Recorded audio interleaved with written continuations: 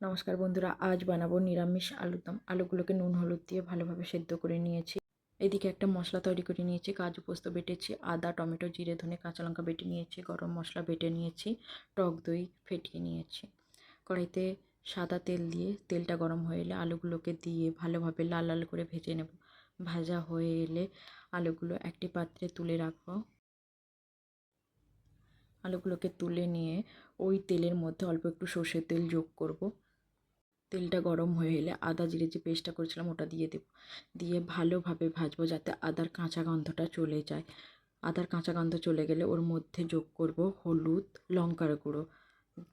হলুদ লঙ্কার গুঁড়োটা ভেজে নেব। ভেজে নেওয়ার পর অল্প একটু জল দেবো যাতে মশলাটা নিচে না ধরে যায়, এবং জলটা ভালোভাবে মিশিয়ে নিয়ে কাজু পোস্ত বাটাটা দিয়ে দেবো। দিয়ে ভালোভাবে মিশিয়ে নেব এবং ফেটানো টক দই দেবো।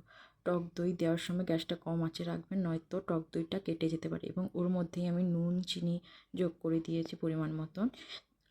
মশলা থেকে তেল ছেড়ে এলে ওর মধ্যে ভাজা আলুগুলো দিয়ে ভালোভাবে মিশিয়ে নেব যতক্ষণ না আলুর থেকে তেলটা ছেড়ে আসছে।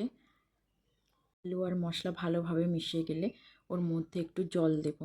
আপনারা আপনাদের পরিমাণ মতন জল দেবেন। জল দিয়ে ভালোভাবে ঝোলটা ফুটিয়ে নেবেন। ঝোলটা ফুটে গেলে ওর মধ্যে বেটে রাখা গরম মশলাটা যোগ করব।